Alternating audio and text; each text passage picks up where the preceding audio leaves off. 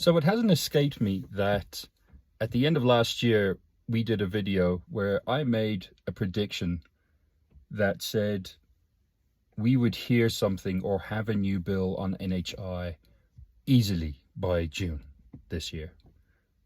It's now the middle of May and things on that side have been quiet, to say the least. We haven't heard a peep from the Department of Health on NHI in quite some time.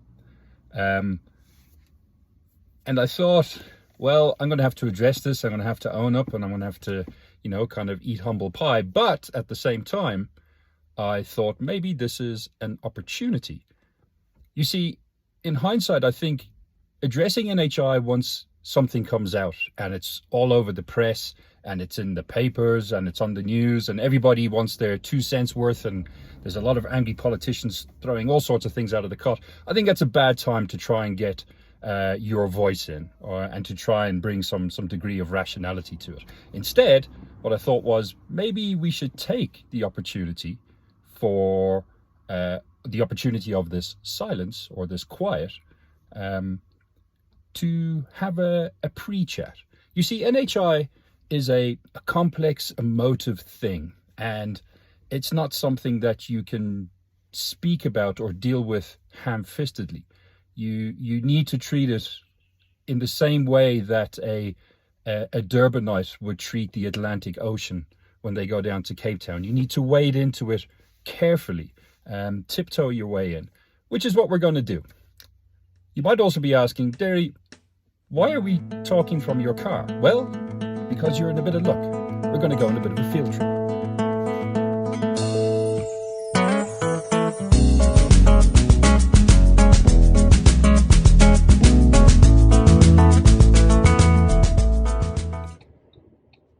So behind me here is a rather well-known taxi rank and probably a very more well-known hospital. This is Chris Hani Baragwanath. I actually wanted to take you inside and, on the outskirts of inside and drive around, but of course you need permission to film inside a public hospital in South Africa, and unfortunately it's not permission that's easily gotten. But this place has kind of a special place for me because it was really my first exposure to the public sector, the public health sector within South Africa, and it was pretty much 20 years ago to the day that I first came here. I came here on the request to the hospital management for a walk around, basically.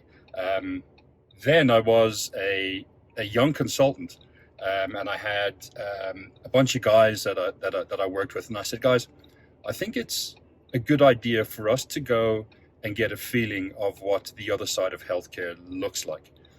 We essentially, I guess, were glorified health insurance salespeople. And the idea was really to show them what the public sector was like and why what we did was so important. Because essentially what we did was sell a product that allowed people to avoid places like this. Now that tour went about as well as you would think, and I don't mean that sarcastically. It was actually a fantastic tour. In fact, if you try to arrange something like that with the hospital, with the management of any public hospital now, you probably get a swift decline.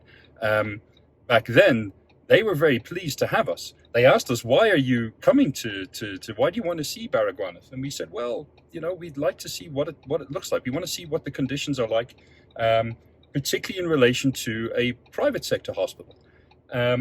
So with that, they said, okay, let's show you around. And they did. And it went, like I say, probably better than expected. Sure, what we saw was, I think by now, what everybody is used to seeing within a public hospital. Yes, the casualty section was full. There were people sitting on the floor. But the wards were operating. They were operating well. Don't forget, this is the largest hospital in South Africa. And at that time, it was the largest hospital in the world. Right now, it's about third in the world. Baragwanath has just short of 7,000 beds. It gives birth to 30 to 40,000 new babies every year. It is a health delivery juggernaut. Now, why I bring this up and why this is important for me, other than just a walk down memory lane, is that over the 20 years, my exposure to healthcare has changed, and my understanding of how we go about strengthening South Africa's healthcare system has changed fundamentally. For those who have only ever been exposed to the private sector, the answer is simple. Buy a medical scheme because it keeps you out of places like Barra. That's what we wanted to kind of prove to ourselves when we first came here. But taking that view ignores the realities. The largest private hospital in South Africa is probably 1/10 the size of Baragwanath. You cannot build a Baragwanath in the private sector because it will never make money. Nobody wants to even comprehend doing that. And yet people require healthcare. Baragwanath is oversubscribed, even given its size. And so I began to realize is that, fixing healthcare in South Africa in its totality doesn't require an answer to the question of how do we get people outside of a Barra and into something that we're more used to in the public sector. It's how do we fix a Barra? How do we fix a Charlotte Masheki, a Helen Joseph, or any other of our public hospitals? Now, NHI isn't necessarily the answer, but it is certainly a part of the bigger issue around health systems. The question around how do we start to think of South Africa as a health system, agnostic of whether it is public or private. And that's the difficult discussion that we have to have before we wade into the very cold waters of NHI.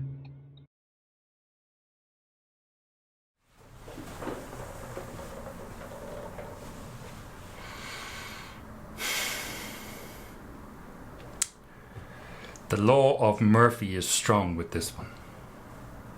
So, not 3 days after my in-car soliloquy,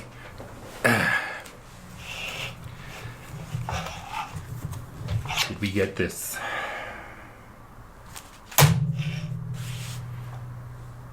I had a script, I had everything ready to go, and now that's out the window. Now, I guess there should be some things I should be celebrating because, hey, I was right. We predicted 3 things at the end of the year. So one was that the bill would come out before the end of June. Check. That, unfortunately, we didn't think that there would be much change in the bill. Check. And that there would be some mass hysterical collective meltdown. Check. This is always my favorite part. Right? Let's see what they say. Let's say everybody, the bill came out on Wednesday, the 24th, I think it was signed out. It kind of got out into the ether on yesterday, which was Friday, the 26th. And this article was written on the 26th. So clearly people had a chance to go and read it and see what it is. And of course, what do we say? This is from Tamar Khan in the Business Day. So this was Friday's Business Day. And it says that the committee has made minor changes to the bill, prompting a warning from South Africa's biggest medical scheme administrator, Discovery Health, that the legislation will be open to constitutional challenge and eliciting immediate threat of legal action from trade union Solidarity. No surprise there. The B version of the bill was adopted by the committee on Wednesday with 6 ANC MPs and the chair voting in favour versus 2 DA MPs, 1 MP from each from the Freedom Front Plus and the EFF voting against it. The bill will now go to the National Assembly where it is expected to be passed. It will then be sent to the National Council of Provinces for concurrence, a process that is likely to take at least a year. Okay. So what do we make of all of this? So I think the first takeaway is that we shouldn't belittle anybody for criticizing this bill. In fact, I think it is right to criticize this bill. This here is a poor piece of legislation. It deserves criticism. but I think it's getting criticized mostly for the wrong thing. And we'll get to that in a second. Right? But I think this bill should be criticized more for what isn't in there versus what is. You see, when the first bill came out, the NHI Directorate went and did loads of roadshows. They went and saw doctors, they saw hospital groups, they saw the private sector stakeholder groups, and trying to get everybody on board and give them an idea, of the way forward or what things may or may not look like, but also kind of giving them an idea that this is going to take a long time. This isn't the bill is here and here's NHI, that this is a gradual process. And I think they did a great job in doing that. At the same time, I think they did a terrible job in placating the actual fears by those most affected by NHI. Let's not beat around the bush here. The guys who we need for this to work are our hospital groups, and more importantly, the doctors and specialists that work inside those hospital groups. Right? Without them, there is no health service delivery. Right now, all they want to know is how their lives will change under NHI. I don't think many are explicitly against it on principle, but because they don't know essentially what they're going to be paid, how they're going to be paid, or how they engage with this bill, they will always err on the side of caution. So I think there was a mistake in releasing the bill like this. Essentially the same bill that was put in beforehand, and we had the same comments then, and therefore we have the same comments now, which is, what is this thing going to cover? How is it going to work? We just don't know. And it's perplexing for me that the government thought it was smart to release this without some indication of what this thing will actually look like in the flesh. Right now, this is a philosophical document. This is not an answer. And that is hell of a frustrating. It would have made more sense to me to at least give somebody to chew on. Because when you tell somebody, all right, here's the deal. You're going to get paid 30% less per consultation than you do now, but your volumes might increase. Okay, cool. At least now we know something. That then becomes a negotiation as opposed to a litigation. And I think a lot of headache could have been kind of avoided if it wasn't for that. And the problem is that I don't think we're anywhere close to that. I think the department is still wrangling with these things. And wrangling with it largely because they're trying to figure it out by themselves. And because there's a general distrust of the other side, of seeking help from the private sector. It's very much we will do things by ourselves and we'll work it out by ourselves. And there's reasons for and against that, and good and bad, and whatever the case is. But that is the reality, and this is the reality we find ourselves in. Right? So we're basically in the same place we were before this bill came out for comment, and we're none the wiser. So absolutely, it should be criticized for that, and I will not defend it in that sense. But again, more bushes being beaten around here, because let's be honest, that's not the thing that's getting this lot upset. The actual thing that's getting them upset, and what most people are worried about, is the fact that, it says that there's no role for medical schemes going forward. Or at least they use the wording, a medical scheme may not cover the same benefits that NHI covers. And because we don't know what that is, we don't know what it will cover. We don't know actually what it means. But there is a potential future where medical schemes have no role. And that is cause for concern. And so you can understand why a Discovery and anybody else directly involved in that would be concerned. That's a big industry. There's a lot of jobs at stake. And so there's a lot to consider. It's not a simplistic thing. However, there are others who use this as a platform. Right? Because the problem is this, that while it is concerning that there's an answer to say, well, yeah, maybe there's no role for medical schemes and this is it, and you've given us no detail around anything else. You know, what the hell do you expect us to do? That's fine. But most of the others, particularly trade unions and interested parties. In fact, I will make a call, another prediction here. It's now T minus, it's a Saturday now, call it 5 days. Anything within 5 days, that we will hear from opposition parties about the nationalization of healthcare. Let's say that. That was the big rallying call. That is what's happening to South Africa's NHI, is the nationalization of South Africa's healthcare. Yeah. These are statements made by people who have no idea how healthcare works. This is political grandstanding, and quite frankly did as much damage as the bill is doing to itself. It is baked in half-truths and actually falsehoods.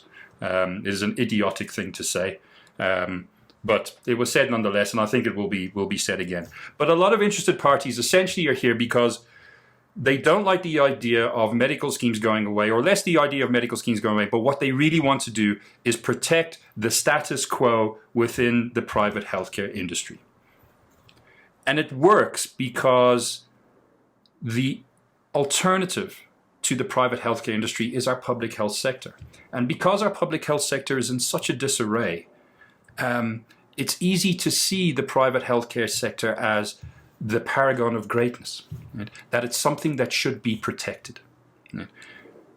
The last time the bill came out was in 2019. I think it was August 2019 or the end of August, whatever. Literally within 2 weeks, that came out. Right? The health market inquiry came out. It was a independent inquiry by the Competition Commission. It was actually, it's a long story. Some of you may know it, but it was essentially, an inquiry that was spurned by medical schemes who thought they were being ripped off by hospital groups. Right? That the big three hospital groups got together, had an oligopoly. I'll put the right word there. But we're price fixing, and so this got together. But the health market inquiry took 9 years to finish, and was largely an indictment of our health sector as a whole, both public and private. Doesn't matter. It's just basically said this is a mess. As it stands now, the current systems and structures around here are broken, fundamentally broken, and they need to be fixed. It also concurred with the initial reason for the inquiry was started, that hospitals and doctors have been ripping us off. Right? That demand is largely driven by providers.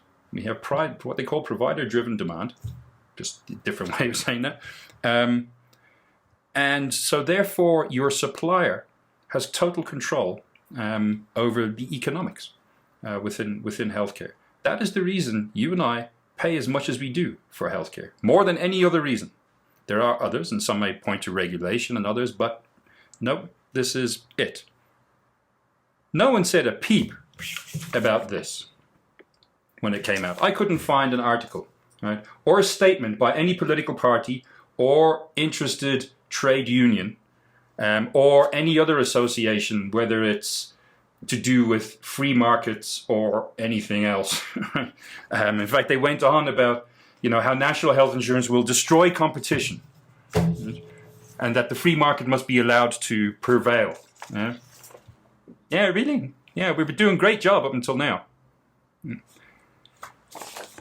problem is when you have something so bad, right, in such a poor state of operation as our public health system, it's easy to see the alternative as the answer. But we spent our first 2 videos explaining why that just isn't the case. The whole system that props up our private healthcare system is a house of cards. Right? It is built on the notion that you and me will always have enough money, just simply hand over and pay, right? To just keep on going. Right? But it's already beginning to fail. And when it fails completely, then what's the answer? The other thing is, as well, the point I try to make at the beginning was that, let's say, because people will say, well, the alternative to this, there is an alternative. Of course, we worked in it just before NHI came out. It was social health insurance. Social health insurance was an idea where we would mandate medical scheme cover for all employed persons and bring them into the system. And it was great. You know, so we said, wow, we're going to expand coverage by over 1 million lives, 1.5 million lives will come into the system. That's a noble effort. And guys, that's not the answer. That is a band-aid, right, on a gaping wound. We have to think beyond that. The problem with SHI at the time was, well, there wasn't a problem with it at the time. I think it was a good idea and would have got us somewhere along the line, but that was in a very different economic climate to where we find ourselves now. Right? You want to mandate cover for all employed persons. In other words, people who work currently for an employer who don't have medical scheme cover because they can't afford it, and you're going to say, no, you must now buy a medical scheme. Who's going to pay for that? The same people who say that are the same people who say NHI is unaffordable. Really? SHI is a step towards something, but it is a very short-term kind of ideology. Or not an ideology, I think it's a thing that can happen and can go forward, but I think it's a lot more difficult to do now than it was 10, 15 years ago, whenever it was that we pulled the plug on it. We need to start thinking beyond. Right? The idea or the answer of fixing South Africa's healthcare as a system is not just get everybody into the private sector. The private sector doesn't have the capacity. It just doesn't have the healthcare delivery ability to be able to service all of South Africa. It has to be a combined system. Now, if you're one of those who say, well, I don't care, right? As long as I can access private healthcare at the hospital that I want and go see the doctors that I have, as long as I'm okay and I can afford to be covered, I don't care what happens as long as I can still do that. That's fine, that is your right, but this is not the conversation for you. Quite frankly, you should just opt out of the conversation. For those of us that are engaged and have a stake in the betterment of South Africa's health system, these are the problems we need to wrangle with. For those of you that are responsible for advising the larger funding population for healthcare out there, and that is every employer, every individual, you have a responsibility. You have a responsibility to say, well, how do we start getting involved? How do we start creating the conversations or creating some solutions that don't just keep the status quo? The status quo is unsustainable, right? And it will kick you all in the teeth while taking a lot of your money with it. So we need to work together as a systemic whole to try and fix this issue. The answers are not easy and they're not short, but what we would urge everyone to do is at least keep their heads about them.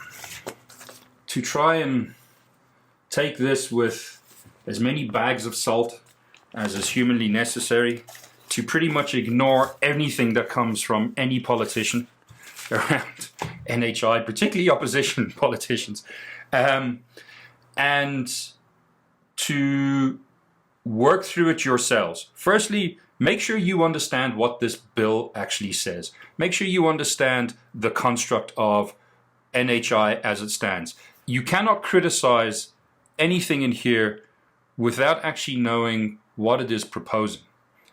There are some good things, there are some bad things, but you got to know where it is. If you need help with that, by all means, give us a shout and we'll walk you through it. But it is critical that you at least start any argument from a point of enlightenment. So the next couple of weeks, I imagine, is going to be full of more meltdowns, more hysteria, and eventually it'll die down to a nothing as we realize, well, actually, as the article says, there's at least a year to go before anything meaningful can be done. And let's see what happens. Let's not waste that time in trying to put our heads in the sand and saying, don't worry, this will actually go away. Maybe the new government will be replaced and then we don't have to worry about this. If that did happen, what are you going to do? Think about amongst yourselves. If it was up to you, how would you fix South Africans' healthcare?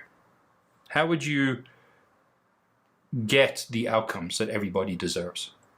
Have you thought about it? Do you think it's your responsibility to think about it? Those are the things that I think are worth spending some time on. So let's do that. Let's take a breather. We'll check back in a couple of weeks and let's see what comes out in the wash. And we'll chat in a little bit more detail then. Until then, be good. Look after yourselves. Bye-bye.